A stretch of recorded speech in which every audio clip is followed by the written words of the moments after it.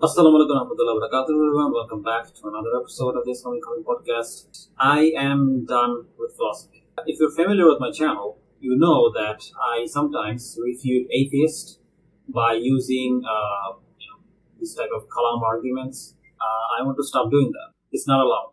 As a matter of fact, not only is it not allowed, it's haram. I need to explain what I mean by philosophy. I'm talking about Kalam or theological rhetoric, which means when you use your own philosophical reasoning the same way Greek philosophers used to try and prove that a particular type of God exists. This can also mean when you use your own philosophical reasoning to understand or explain the Quran and the Sunnah instead of using the scholarly method. However, by philosophy I don't mean simple or basic logic, which is very different than Kalam. For example, calling out other people for using bad logic, or calling out their logical errors or fallacies is not haram. There are many examples of the Prophet and the companions like Ibn Abbas calling out other people's logical errors or fallacies. There are even examples of earlier prophets in the Quran who called out disbelievers' logical errors and fallacies. So this is not what I mean when I say philosophy. I also don't mean the scientific method, as that can be seen as a type of philosophy as well. I only mean Kalam. Now, I feel like I need to explain why I used Kalam in the past. And the reason I used it is because I was influenced by this online debate culture, online dawah culture. I mean, I saw people like Mohammad Hijab, people like Hamza Zorses using these type of arguments, and I was very swayed by it. I thought that this was normal. I thought that this could be used. And back then, I didn't know about what the Islamic position was. Then after a few while, I realized that a lot of the brothers were calling this out. They were saying how this is not permissible, this is not allowed. But I always kind of brushed it aside. I thought that these people were just extremists. And for example, in one particular instance, I saw Brother Shamsi actually calling out Brother Mohammad Hijab. Clearly from the answer of Mohammad Hijab, we can see clearly Mohammad Hijab, may Allah guide us and guide him, he's been heavily influenced, he's upon the wave Ahl Kalam, who were heavily influenced by Greek philosophy, which the Salaf want and guessed. The likes of Abu Hanifa, Shafi, Ahmad ibn Hanbal, Bukhari, and other than them, Ibn Mubarak, and may Allah have mercy upon them all. And I was obviously on the side of Brother Hijab, but then I started doing a little bit more research. I actually started listening to some of their arguments or why they take issues with this. And I realized that actually they have a good point. Recently, I actually saw one video that actually convinced me that this is not something that can be used. And here are some of the reasons as to why I was convinced that this is not something that can be used. So I hope you guys keep an open mind about this and realize that this is very, very dangerous and why this is dangerous. So yeah, let's get started and let's look at some of the reasons why Kalam or philosophy should not be used in Dawah. Reason number one, what the scholars said about Kalam. Now, one thing you realize is that a lot of people think that when someone criticizes this type of Kalam arguments, they're only they don't understand how effective they are, blah, blah, blah. But they completely ignore the Islamic reasoning behind this. Okay? For example, Ibn al-Izzah actually quoted Imam Shafi as saying the following about people who use Kalam instead of the Quran and the Sunnah. Imam Shafi said the following: "My ruling regarding the people of theological rhetoric, which is Kalam or philosophy, is that they should be beaten with palm leaves and shoes and be paraded amongst the kingfolk and the tribes with it being announced. This is the reward of the one who abandons the book and the Sunnah, and turns to theological rhetoric or Kalam." You can read about this in Shar al-Aqidah al-Tahawiyah by Ibn Abil Izzah al-Hanafi. So this is another scholar who quoted Imam Shafi as saying this. So let's do the second reason, which is that Kalam or philosophy in most cases does not work. So in most cases, this type of Kalam or philosophical arguments, they don't work. What do I mean by that? For example, oftentimes what happens is that when you use this type of argument, you can never prove that Islam is true. For example, imagine you're using this contingency argument or this Kalam argument.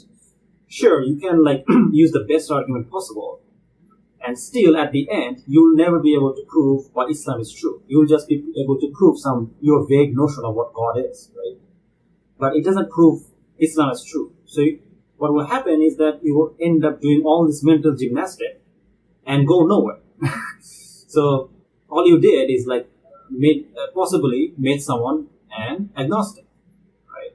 Which is that he may believe in God, but does not believe in a religion, which is pointless. For example, let me react to a clip, and you guys will understand what I'm talking about. And if you don't have a materialistic explanation, you would look for another explanation. Is that right? I want to be careful with that because I'm sure that there are lots of things that I personally did not see the explanations to, but yeah, okay. But you'd expect that actually sounds, explanation, wouldn't you? no, that actually sounds reasonable. I'll try to find, we'll try to find the proper explanation to it, and if I could not find it, then I would leave it to further figure out what there is. Yeah. I know where you would go. But you would assume there is an explanation, though, wouldn't you? You wouldn't think that this is just magic. There's something happening without. Yeah. Okay. So there's a reason. What you're basically doing is this: is that you're seeing something which is a possibility. Yeah. In this scenario, it's either the missing leg or the missing arm.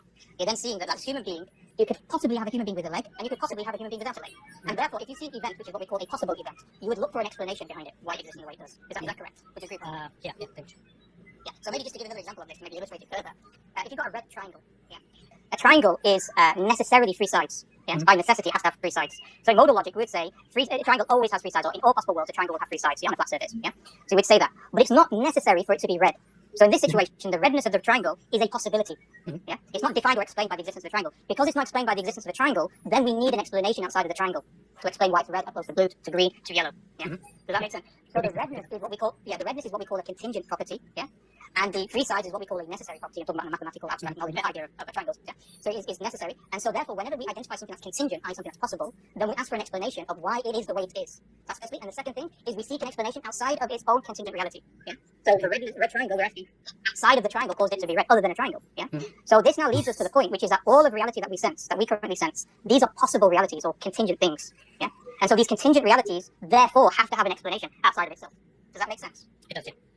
Yeah. So now you've got two. So go on, Karen. No problem.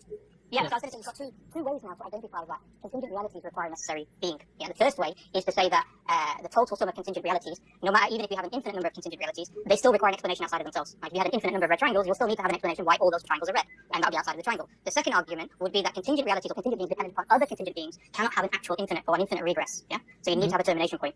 So both those arguments lead to a necessary being, meaning the only explanation that's left open to us when we observe contingent realities is that a necessary being exists. Yeah, the issue is we're talking about the opposite of necessary being an infinite regress. We're talking about the necessary being God. As at the very beginning, my whole point was, even if we got to this end, into this resolution, what exactly would it do to the argument? What exactly would it do to the conversation? We would still not conclude that it must be one God, or an almighty God, or a specific God. Yeah.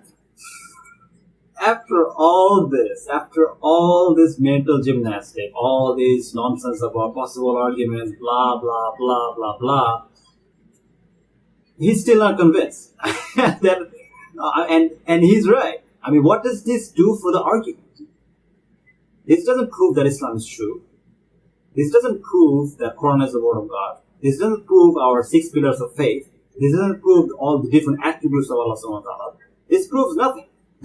You're just using all this mental energy on nothing. It's just a waste of time. And this is the worst part about it. Using Kalam is such a waste of time. It does not work. You spend endless hours of debating people and you go nowhere. I mean, even if you somehow were able to convince this like atheist and like this materialist, at the best they will say, yeah, there's like some kind of being, so what? It doesn't prove your religion. And yeah, they're right. It doesn't. So it's a waste of time. It's a complete waste of time. This does not benefit the dawah at all.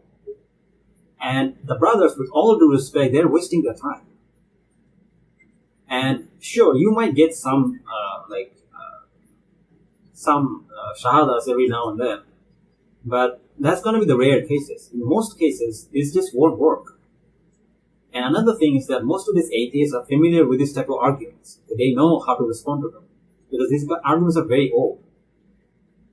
So after all this mental gymnastics, and the worst part is this is just a short snippet. Okay, I speed it up. The original conversation was like much longer, and there's this one point where this another brother who I won't name, and he just spent like this half an hour about this stupid point about this like stupid pen, and it got absolutely nowhere. Got nowhere, and he just wasted his time. He just wasted his audience's time and went absolutely nowhere. And I've seen this among the Dawah community or the online community, where people spend hours upon hours debating atheists, and they'll go absolutely nowhere. It's just a fruitless conversation. Okay? And the thing is that I'm not saying that just because you... now, of course, when it comes to embracing Islam, it depends on Allah, right? But at the same time, we need to realize that when we use a method of giving dawah, it has to be effective.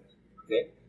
Now, compare this method with the method that someone like what Dr. Zakir Naik uses or what Sheikh Uthman uses, right? And look at how much more practical they are. Okay? They go straight to the point. They simply prove why Islam is true instead of using all this Kalam nonsense.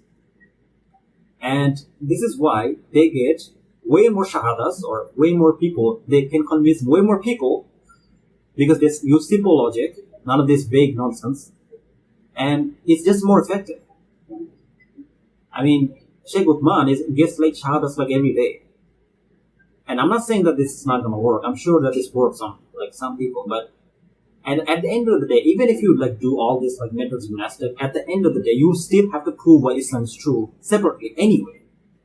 So this is just a waste of time, and you're just wasting so much mental energy on this that by the time you get to that point where you have to argue about Islam, you're just exhausted.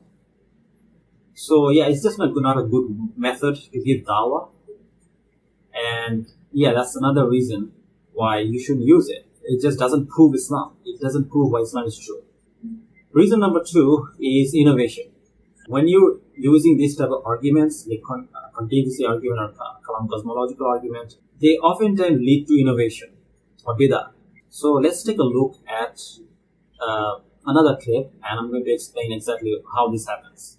Something that is impossible is just logically contradictory. So if I say, well, I've got a square circle in my pocket, you're not even going to be waiting to look to see what it is because that's just ridiculous. Or if I say, oh, look, hey, there's a married bachelor over there. Do you see that guy? People are going to look at me crazy. So these things are contradiction in terms. Now, is a necessary being in that same light that it's literally contradictory? Where does he get this idea from? That, something that is contradictory is impossible? Does it say anywhere in the Quran or the Sunnah that contradictory things are impossible? Sure, in the Quran it says that there are no contradictions in the Quran. The Quran does say that about the Quran. Yes, the Quran does say that there are no contradictions in the Quran. But does the Quran ever say anywhere that there is no contradiction, or there cannot be any contradictions in the natural world or in the metaphysical world? No. So where do you get this from? I mean, where did he get this? I mean, how does he know that when it comes to the unseen, or when it comes to metaphysical things that we believe in Islam, that there cannot be any type of concept that is contradictory? How does he know this?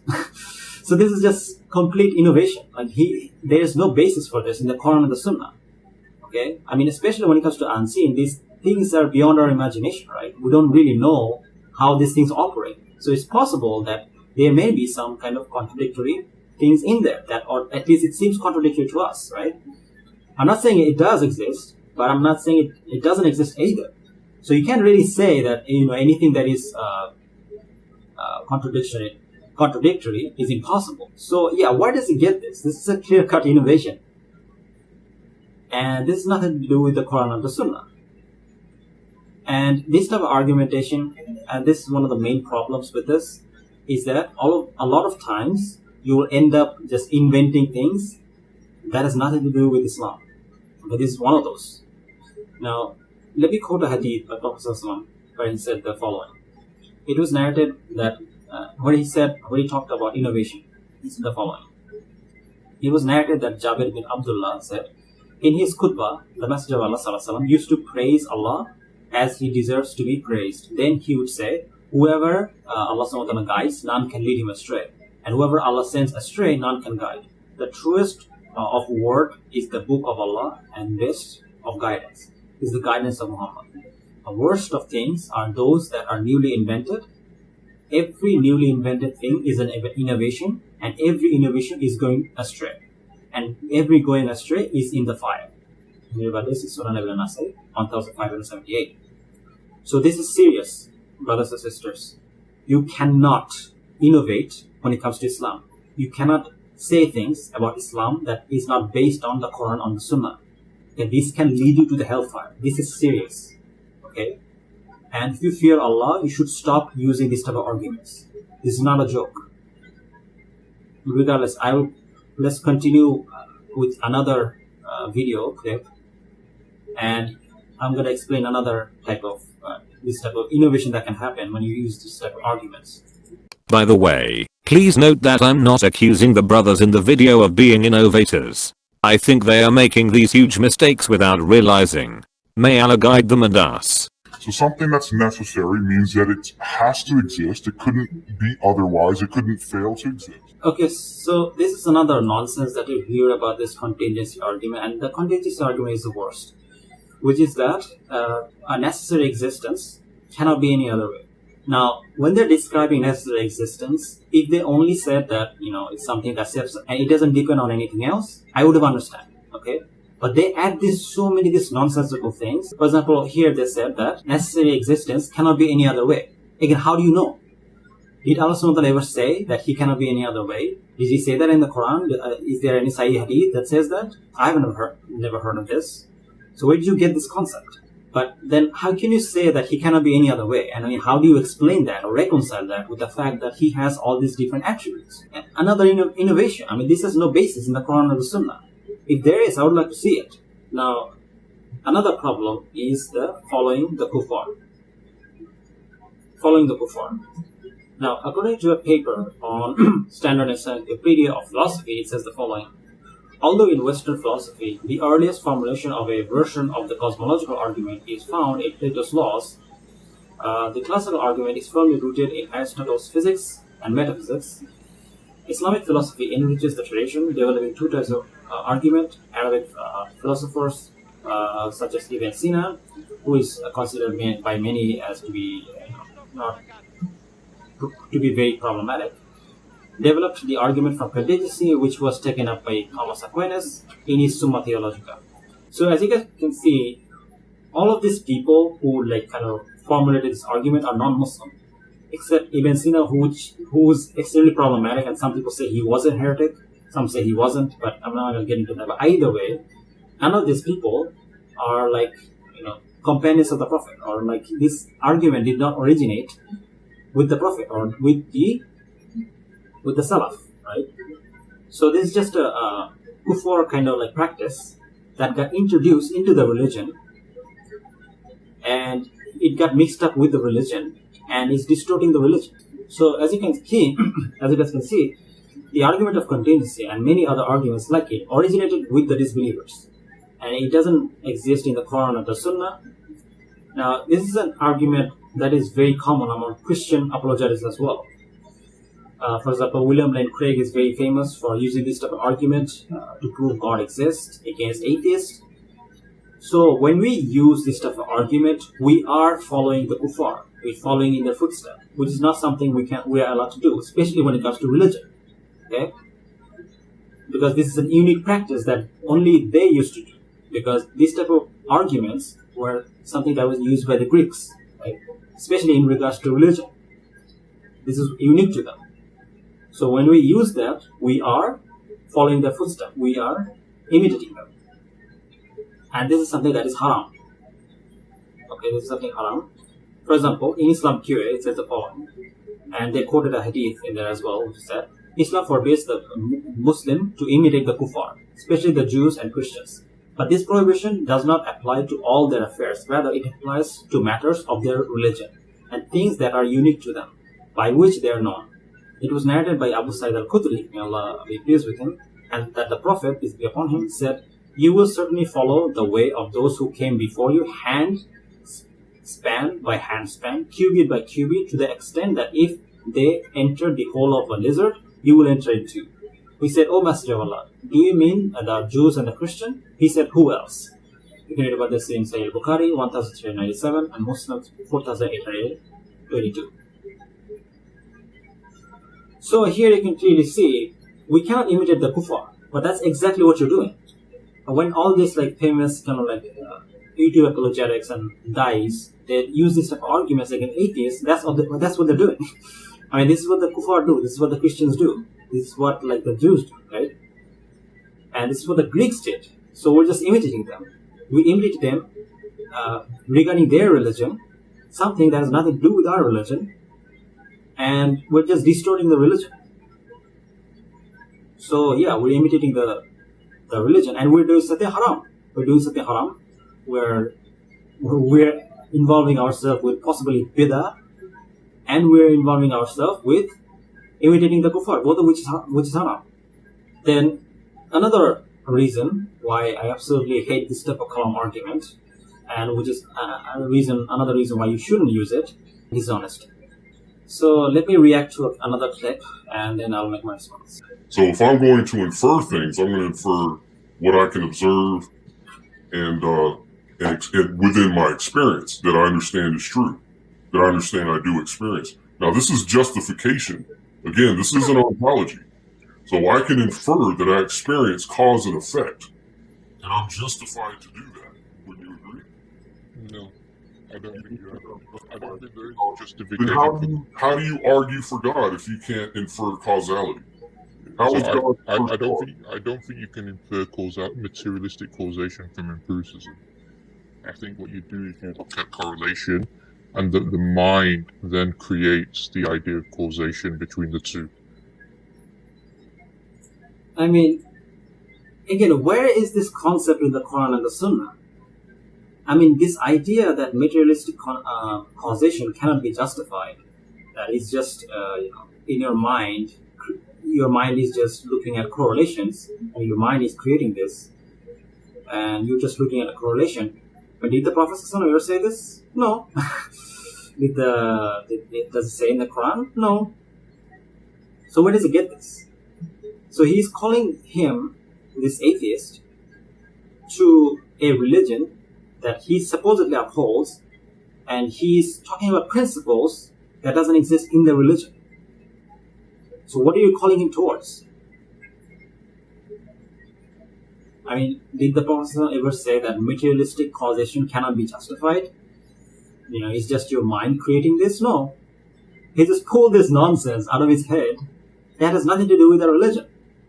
As a matter of fact, in Islam, we do believe in causation. And we believe that Allah subhanahu wa ta'ala is the one who causes everything. And whatever happens by the will of Allah. I mean, this is our belief. I mean, we believe in the divine decree or the qadar. Allah subhanahu wa ta'ala says, while Allah has created you and what you make, I can read about this in Quran 27:96. While interpreting this verse, Ibn Kathir said, this may mean Allah has created you and what you do, or it may mean Allah has created you and what you make.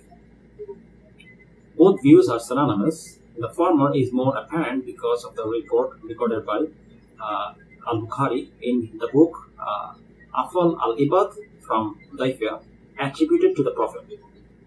Allah has created every doer of deeds and what he does. He's telling them about a concept that doesn't exist in our religion. A concept that he just came up with. So when the atheist comes into the religion, if he does, then he's going to think this is part of the religion, which is again innovation. Because you're not actually calling him to Islam. You're calling him to this weird kind of like manhaj that you've created on your head, or you believe that apparently materialistic causation cannot happen or cannot be justified, or whatever other nonsense. And that's just not Islam. Like, what are you calling him towards? This is just complete dishonesty.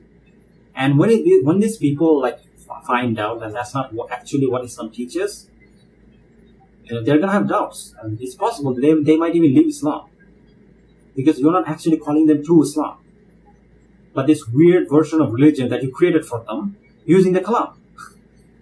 Now I'm gonna give him the benefit of the doubt and say that maybe he's not lying, maybe he just wasn't thinking properly.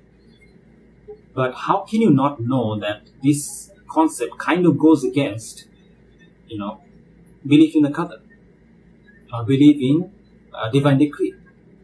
You can't do stuff like this. We have rules and regulation in our religion on how to give dawah. This is not the way to give dawah. But let me react to another clip that's even worse than this. But let's continue. So we're You're saying it's justified though. what do you mean justified? Yeah, if you infer causation, do you subscribe to obviously you believe in logic. You understand? Yeah. I believe in logic. Right? Logic is based on cause and effect, right? No. I think it's the opposite. I think logic and philosophy comes before experience. So this guy just created his own manhaj, where apparently logic and philosophy comes before experience. Subhanallah. So where is this justification for his own manhaj? Like where is this? Like, where is this amazing concept that apparently philosophy comes before experience? Like where is this in the Quran? Where is this in the Sunnah? It's just complete nonsense. I mean, he's just committing the burden of proof fallacy from an Islamic point of view, where he's just saying nonsense without any proof, any evidence from the Quran and the Sunnah. And where is evidence? Where is evidence or justification for this position? That, philosophy or logic comes before experience. Where is it?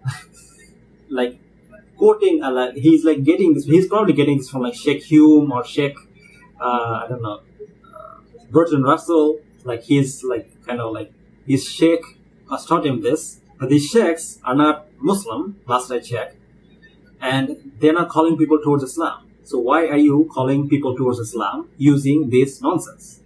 I mean, this is what you're calling people towards. This is because if it is, it's not Islam. So another reason why I think this is problematic is that this type of philosophy culture or this type of philosophical debate culture is causing a lot of heretical groups to come forward. Now, what do I mean by this? So recently I've noticed that there's been a rise of this type of heretical groups that was extinct in the past, right? Because of groups like Mu'tazila have recently resurfaced on the internet. So the other day, someone on Discord told me that apparently he was talking to a Mu'tazila. And I was like, what? Where did these people come from? I mean, weren't they like extinct? So where did this like heretical groups are coming from? Because we're using philosophy, we're using Kalam. This is encouraging them to be more philosophical, which is again leading to this type of innovation, which is leading them to this type of heretical sects. Because they're only using their rationality, they're using the logic, they're not using the Quran and Sunnah. So they're going farther and farther away from Islam, and they're being attracted to these heretical groups. And this is the fault of people who uses Kalam. And I'm telling you, if nothing is done about this, things might get worse. So we have to stop using this. This is not good. Then you have the whole even Taymiah fallacy. Okay, so in order to like justify their position of like using Kalam, they often give this excuse of like Ibn Taymiyyah or Ibn Taymiyyah, he studied philosophy, he used philosophy, right? So it's okay. So let me react to one of those clips of this like broad excuse, and let's see like what. If you look at people who try and say that philosophy is not allowed, or philosophy is not allowed in Islam, or logical arguments is not allowed in Islam, I mean, I would put that in the same boat as science, because the earliest Muslims weren't sitting around using science to prove Islam, but people do it nowadays. People don't really seem to have much of a problem with that compared to philosophy. Okay, so again, like this whole thing, like they're trying to create this dilemma where, as if like, if you don't use Kalam, then you have to use like the scientific arguments. No, you can still use other arguments. Like there are many ways to prove that the Quran is the word of God. You can use the linguistic miracles. You can use the prophecies of the Quran that exist. You can use, the prophecies of Prophet Muhammad. You can use a lot of different types of arguments. I mean, Brother Farid, he actually made a whole playlist, and he made some very good arguments. And even I used a lot of different arguments from historical point of view to prove that it was very unlikely for the Prophet to be a fraud, to be a lie. So you can use this type of arguments to convince people. You don't have to use Kalam. And he's trying to make it seem like as if these scientific arguments and these Kalam arguments are the same. They are not. For example, I mean, even with like these scientific arguments, you can make this, even if you don't like them, at least these people are arguing from the Quran. I mean, you're not even using the Quran. You're just saying nonsense using your own rationality, which is not allowed. But both of them have been used. Imam al-Ghazali, rahimahullah, used it. And just for people who want to kind of get mad at that, it was used by scholars. And Yeah, I mean, even Ibn Taymiyyah, for example, he used a version of the contingency argument, and from his approach, in which I agree with, the concept of the fitra, that we have this innate disposition to know and believe in Allah subhanahu wa ta'ala, which I agree with. But what happens is, over time, lacks that sort of recognition.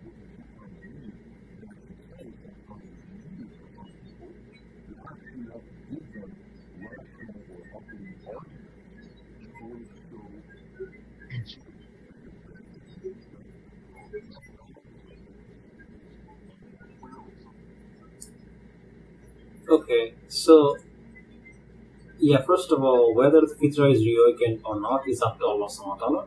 Your job is to deliver the message and deliver the message in a proper way. So again, like this, like excuse is something I hear all the time. They will say things like, "Oh, Ibn Taymiyyah used it, Imam Ghazali used it." I mean, this is so stupid. I mean, like, so these people, like, they're on the internet for like, I don't know, a few years. They get like a few thousand followers, and they think that they have now become like Sheikhul Islam, and they can like use this type of arguments. No, first of all, you're not Ibn Taymiyyah, or you're not Imam Ghazali. Okay, you didn't study Islam. Okay, you're just a layman. You cannot use these arguments. Okay, Imam Ghazali and like people like Ibn Taymiyyah, they have studied Islam. They are actual scholars of Islam. You're not. You're just a layman. Okay, so you cannot do what they did. Okay, so this is just appeal to false authority. You're not an authority to use this type of argument. You shouldn't use this type of argument. And another thing is that they're also committing the appeal to authority fallacy. So for example, why is it, I mean, if this is the case that Imam Taymiyyah did use this type of arguments, then why is it the case that we should accept this one authority over the other authorities, right? For example, appeal to authority is a typological error where you say that, my position is justified just because an authority says so, right? But no, just because an authority said that doesn't necessarily mean your position is justified, especially if you have other opposing views from other, authorities. For example, in this case, we have other scholars who have said that using Kalam is clearly haram. It's not permissible. So another thing they're doing is like cherry picking scholars, right? I mean, why is it that you're choosing Ibn Taymiyyah over Imam Shafi or all the other scholars who have said that don't use it? Right? I mean, Imam Shafi literally said that you people should be lashed. People who use Kalam should be lashed. So why are you ignoring Imam Shafi and accepting Ibn Taymiyyah? So even if he said this, I'm pretty sure they're not using it the way that he said it. And another thing is that just because Ibn Taymiyyah did say it doesn't necessarily mean he's correct. I mean, Ibn Taymiyyah, it could be argued that some people say that Ibn Taymiyyah had some views that is not orthodox, right? That is actually against the norm. For example, there's a debate about Ibn Taymiyyah, which is to say that some people say that apparently he defended the position that hellfire isn't eternal. So would you as a Muslim accept that position? No. You will say that even if Ibn Taymiyyah did say that, he's wrong. Because he is going against majority of scholars and going against very sound arguments. Okay, so a scholar of Islam can be wrong. That's just a fact. Because at the end of the day, you have to look at the argument and not just cherry pick scholars. You have to look at what the argument actually says, right? And the argument here is that this type of argumentation leads to innovation, leads to heresy, leads to imitating the kuffar, and all these other kind of haram things. It's not just one thing. Okay, if it's just one or two things, maybe we could have considered it. This is so many different. You have to justify so many different haram things just to do this one thing. Okay, so no, you cannot do this. This is haram. Period. And it's not just haram in one way. It's haram in so many different ways. This leads to so many different haram things, and you can't do that. You can't justify things like bid'ah, things like in imitating the kuffar, things like lying or being dishonest, you can't. Just don't use this type of arguments. There's so many ways to call people to Islam. Kalam is not the way to do it. So, yeah, that's my little rant. And I know a lot of people will be upset with me after this video, but I don't care. Like, if you're on the haq, if you're on the truth, then you have to speak the truth. And I'm not going to stop speaking the truth just because you guys dislike it. And I hope that you guys don't unsubscribe or anything. We can still disagree, but we can still, I hope that you consider what I said. And inshallah, I'll continue to make my videos as usual. But from now on, I don't plan on using any type of Kalam type videos where I defend the arguments, this type of Kalam arguments for the existence of God. I will still be attacking new atheists and all these other Western atheists that exist, or even ex-Muslims. But I won't be using this type of Kalam arguments. I'll be using more like motivational arguments, like the arguments for prophecy and etc. etc. So, yeah. And I'm done with Kalam. And I hope you guys consider some of the things that I said and why this is dangerous. Because the thing is that we have to be honest and we have to represent Islam honestly. You should still be honest and call people towards your religion the way it actually is, not the way that you want it to be. Okay? So, yeah, with this message, I want to end this video. Thank you guys for watching. And I also want to give a shout out to Brother Shamsi and Brother Sajid Lipham. He may not agree with me on a lot of things, but I think he was kind of ganged up on after he called out Mohammad Hijab. And at the end of the day, and I was one of those people, but he was right. He was right. And these other people who are using Kalam are wrong. They're just wrong. So, yeah, with this, I want to end this video. Thank you guys for watching. Jazakallah khair. Assalamu alaikum.